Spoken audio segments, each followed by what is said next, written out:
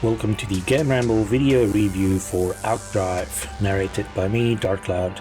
As always, the full text version of this review can be found on the GAMERamble website linked below. The TLDR of OutDrive is that it combines the synthwave aesthetic with some nice music for an endless runner where you must maintain your speed to keep a girl alive. Unfortunately, it is let down by the controls and a lack of variety. Nevertheless, the game is cheap and you can also import your own tracks, so as long as you can put up with the controls, there is still fun to be had. Gameplay receives a 3 out of 10. The controls are lacking and the game doesn't have a lot of variety. Graphics receives a 7 out of 10. OutDrive perfectly captures the synthwave aesthetic.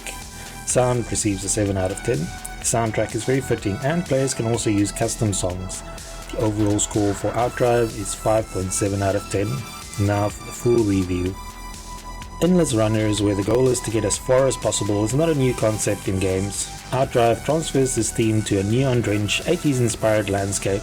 However, according to the developer, it's not a game but an aesthetic concept that marries VHS tapes and synth pop. The result still plays like a retro-futuristic version of Outrun, but unfortunately in this case, it's very much a case of style over substance. OutDrive features a story involving the protagonist falling in love and trying to put his shady past behind him. However, it catches up with him and results in his girlfriend being fatally wounded. The only way to keep her alive is to somehow connect her heart with that of his car's engine, but driving too fast or too slow will cause her to die. This leaves players going endlessly through the synthwave landscapes while trying to maintain the perfect speed.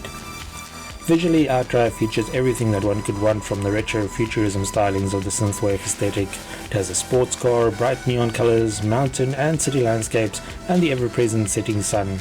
Occasionally a helicopter shows up to shoot at your vehicle, but this can be disabled if players want a more relaxing journey. OutDrive doesn't have a lot of graphical options, but players can select the resolution, set the anti-aliasing level, and toggle features such as full screen, VSync, and reflections on or off.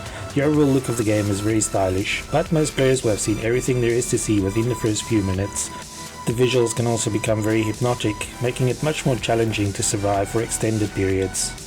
No synthwave style game would be complete without a great soundtrack, and in this regard, OutDrive does not disappoint. It features several different tracks by groups such as Space Invader, Retouch, Pulse AT, and more.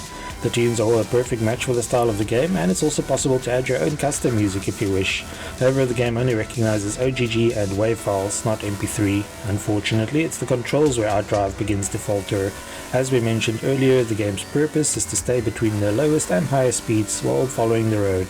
A handy bar indicates your current speed, but it's easy to lose track of it when you're being mesmerized by the landscapes. The music does begin to slow down if your speed drops too low, but the visual warning that pops up from driving too fast can easily be overlooked. More than simply holding down the accelerator is required to get your car to the optimal speed, which is something many players discover within 6 seconds of starting their run. Instead, players must also use a nitro boost to keep the car in the green zone as far as speed is concerned.